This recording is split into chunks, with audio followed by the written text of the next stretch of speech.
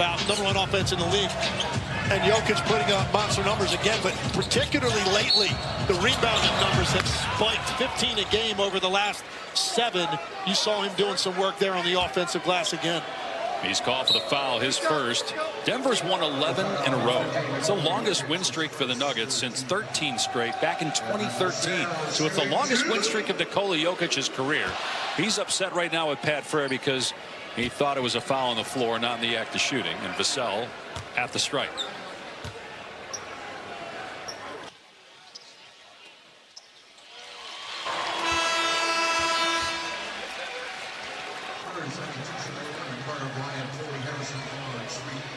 Spurs making more substitutions.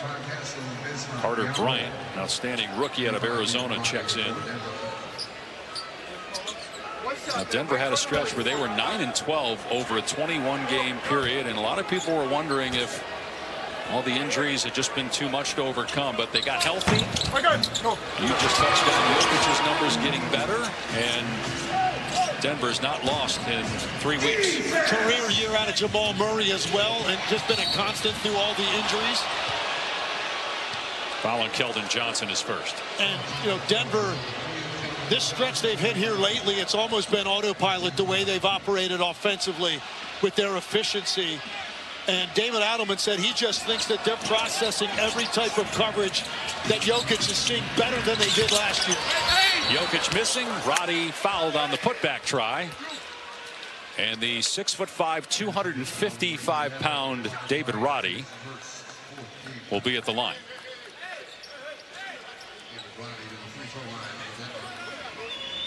Harper picks up the foul. That's the team's 4th and his first personal. Roddy playing just his 5th game as a member of Denver. Time for tonight's play-in tournament schedule brought to you by Samsung Galaxy. It starts Tuesday with a doubleheader at 7:30 Eastern. And then Wednesday, again, another doubleheader. All games on Prime Video. For more, go to NBA.com or visit the NBA app. The East is set in terms of the play-in. With Orlando losing, they'll be the 8 and have to go to Philadelphia. Now, if the winner is automatically in, the loser gets a second chance and would host the winner of Charlotte-Miami, which is the 9-10 play-in game. Floater by Barnes on the baseline. Drops. You don't see too many of those out of Harrison Barnes. At this stage, he's mainly a corner catch and shoot three-point guy, but he put it down and hit the floater. He misses here, but it's a 5-on-2, and the follow dunk by the rookie Harper.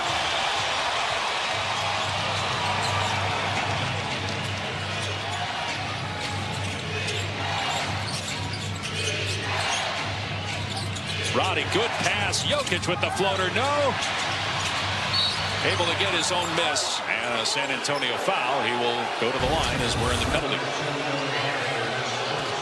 Beautiful floater right here off 1 foot on the baseline. Harrison Barnes turns back. He thought he got pushed in the small of the back. And this one's set up by his ability to penetrate. You see 2 defenders collapse on the ball, and it leaves an opportunity for a putback for Dylan Harper.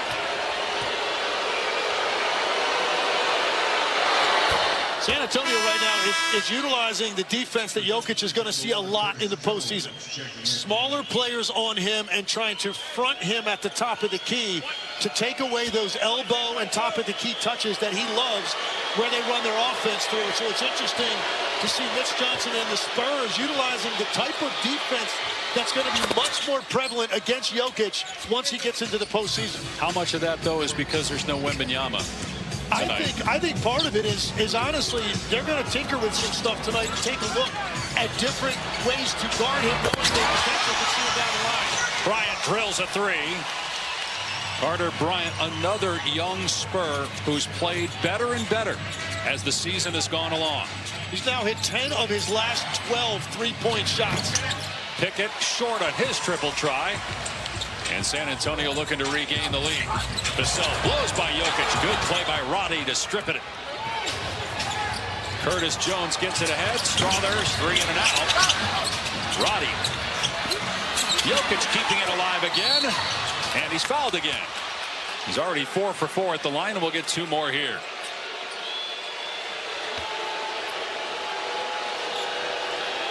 With Roddy and Jokic on the offensive glass, it's a lot of beef. They're just punishing the Spurs in there right now. Well, Jokic is already tough enough to deal with on the offensive glass. You've got Roddy down there just creating all kinds of space by dislodging people and allowing Jokic to even have a little bit more room to clean up some of these misses. They get Keldon Johnson with a foul, his second. So Jokic has played the entire first quarter. He officially has 5 rebounds. It feels like a lot more. He just kept trying to tip it to himself. You mentioned the smaller bigs that are in the game for San Antonio. He's made all of his foul shots. He's been dealing with a wrist injury. He was listed as questionable today, and it's really impacted his shooting. He's only at 32% from 3 since February 1st.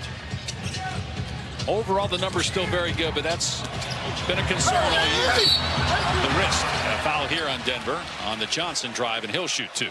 And, you know, that three-point shot by Jokic, he doesn't take a lot of them, but he takes enough of them that you have to still close out hard on him, and it makes him a better passer as a result. So when you see those numbers drop down, you see defenses maybe willing to live with that a little bit more out of Jokic if he wants to take some of those. Comes down to this. Tap into the end of the regular season of the NBA app. Track the changes to the playoff picture in real time. Go behind the scenes in the Moments tab and tap to watch games live. Download the app today. Got the Laker-Utah game going on right now. Again, if Denver wins, the Nuggets clinch the 3 seed. If they lose and the Lakers win, Lakers are the 3. They play Minnesota. Denver would be the 4 and play Houston as Strother gets run over that time by Harper, his second foul, and Strother will shoot. Lakers are up 11 right now. You see that on top. Up to 13, 2 minutes to go. Upper right-hand corner of your screen. Lakers trying to get win number 53 on the season. And what a first quarter for Strother. He's got 13 points. You were talking about 3-4 for Denver in terms of second round matchup. First round matchup. Minnesota's given Denver some issues. Houston doesn't have Minnesota's postseason history, at least recent history. They lost in the first round. Well, Minnesota's been to the conference finals the last 2 years. And Houston right now playing great offensively, particularly here down the stretch. So you look at either of those matchups, that's not going to be easy either way. And as far as David Adelman's concerned, they're going to have to take on Oklahoma City and San Antonio to win the Western Conference. So for me, this is really about more the impact for the Spurs. Wow, Carter Bryant throwing it down on Jokic. The loudest roar of the San Antonio crowd follows. And then Harper saving it and falling into the first row, but it ends up in the hands of Jones, who knocks down a 3.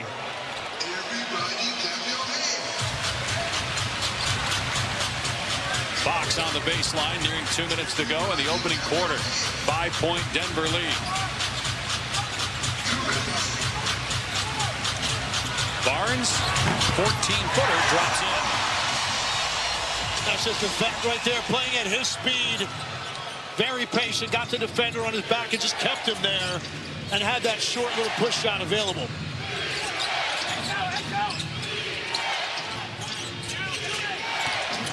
Jones swatted away by Bryant.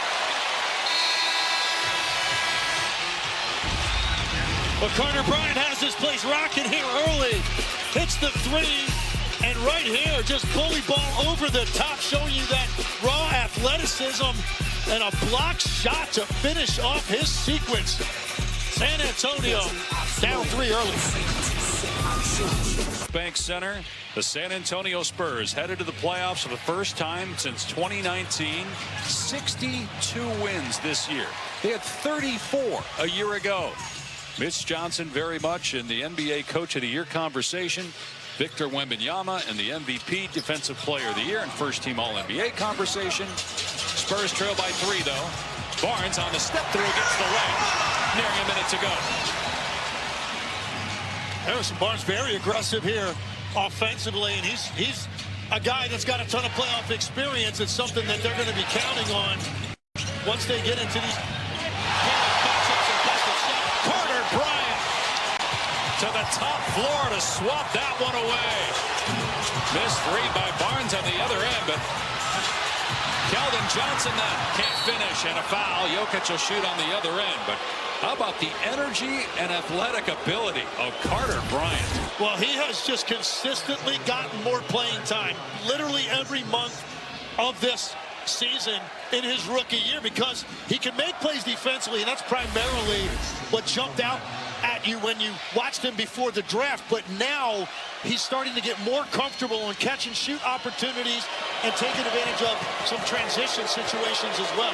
It's a block that even Wemby, who averages 3 per game, can appreciate, as Jokic is now 7 of 7 at the line, 11 points and 7 rebounds. And, we asked Mitch Johnson about Carter Bryant, because, look, they've got a lot of depth on this team, and you're about to head into the postseason, and he's so young. Is there going to be a role for him in the postseason as coaches tend to shorten their rotations? And he said absolutely. With the growth that he has shown, particularly over the last couple of months, Carter Bryant, he said it might be 6 minutes on a given night, but he has the ability, because of his energy, he can impact the game. He said those 6 minutes are going to be big. Whatever minutes he gets in the playoffs, they're going to be important minutes. Fox has some time, and the three-way off. See if Denver can hustle and get a 2 for 1. Jokic just played the entire first quarter. That is his normal routine. Shot clock down to 10. Pickett gets deep in the lane. Bryant was there, so anyone would try to shoot over him. Shot clock at 4. Roddy gathers with 2. Pickett gets it away in time. It did not hit the rim. Shot clock violation.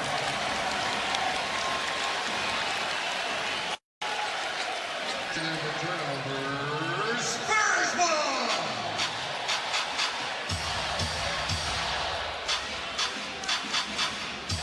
Nine different Spurs have scored here in the first quarter.